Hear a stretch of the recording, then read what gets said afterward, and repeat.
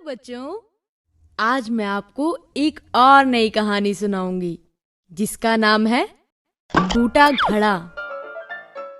किसी गांव में रामू नाम का एक गरीब किसान अकेला रहता था। रामू के पास एक छोटा सा खेत था जिस पर खेती करके उसका गुजारा चलता था। एक दिन रामू बाजार में खेत के लिए बीज खरीद रहा होता है। तभी उसकी नजर दो बड़े और सुंदर घड़ों पर पड़ती है। वाह, ये तो बहुत बड़े और गहरे घड़े हैं। नदी से पानी भरकर लाने के लिए ये बिल्कुल सही रहेंगे। वैसे भी घर में रखे उस छोटे घड़े में बहुत कम पानी आता है। रामू बीज छोड़कर उन दोनों घड़ों को खरीद लेता है और घर की तरफ बढ़ने लगता है। ये मुझे बहुत अच्छी चीज मिल गई।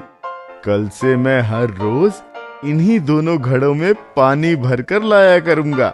मुझे यकीन है इनका पानी मेरे लिए बिल्कुल भी कम नहीं पड़ेगा। ये सब सोचते हुए रामू घर पहुंचता है।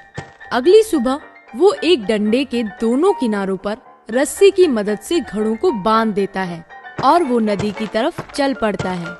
रास्ते में वो एक कच्चे और बेजान रास्ते से होते हुए नदी के पास पहुंचता है और दोनों घड़ों को पानी से लबालब भर लेता है। वाह रे वाह, इतने सारे पानी से तो पूरे दिन का काम हो जाएगा। मजा आ गया।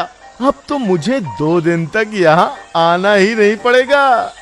इसी खुशी में रामू पानी लेकर गाता गुनगुनाता घर की तरफ चलने लगता है। घर पहुंचकर वो जैसे ही घड़ों को जमीन पर रखता है, वो देखता है कि एक घड़े में पूरा और दूसरे घड़े में आधा पानी है। ये देखकर वो समझ जाता है कि एक घड़ा फूट चुका है। ये घड़ा तो फूट गया। फूटे घड़े को देखकर रामू कुछ सोचने लगता है। तभी उसे एक तरकीब सूझती है। अरे फूटा हुआ है तो क्या हुआ, मेरे पास इसके लिए भी काम है। इसके बाद रामू दोनों घड़ों का पानी मिट्टी के एक बड़े बर्तन में पलट देता है और खेत में काम करने चला जाता है। इसी तरह दिन बीतते जाते हैं और रामू हर रोज दोनों घड़ों को लेकर नदी पर जाता रहता है। ये देखकर फूटे घड़े को खुद पर शर्म आने लगती है। मैं फूटा हुआ हूँ, ये बात पता होने के बाद भी मालिक रोज मुझे अपने साथ नदी पर लेकर जाते हैं। मुझे बिल्कुल अच्छा नहीं लगता। मैं इनकी मेहनत को बेकार नहीं कर सकता। फूटा घड़ा ये सब सोच ही रहा होता है कि तभी साबुत घड़ा फूटे घड़े से बोलता है। हे, तुम रोज आधा पानी रास्ते में ही गिराते हो और एक मैं हूँ जो रोज पूरा पानी नदी से घर तक लेकर आता हूँ। तुम्हारे जैसा बेकार आज तक मैंने नहीं देखा। साबुत घड़े की बात सुनकर फूटे घड़े को बहुत बुरा लगता है। अगली सुबह जब रामू घड़ों को उठाने आता है तो फूटा घड़ा रोते हुए उससे कहता है, मालिक, मैं फूटा घड़ा हूँ, हमेशा आधा पानी गिरा देता हूँ, फिर भी आप रोज मुझे साथ लेकर जाते हैं। कृपया आज मुझे घर पर ही रहने दीजिए। मैं आपकी मेहनत को और खराब नहीं करना चाहता। घड़े की बात सुनकर रामू उसे अपने हाथों में उठाता है और बोलता है, तुम सिर्फ अपनी बुराई देख रहे हो, पर मैं शुरू से ही उस बुराई के साथ छुपी अच्छाई को भी देख रहा हूँ। इसलिए मुझे कभी भी तुम में कोई कमी दिखाई नहीं दी। मुझ में कोई अच्छाई नहीं है। आपको मेरी जगह कोई दूसरा घड़ा खरीद लेना चाहिए।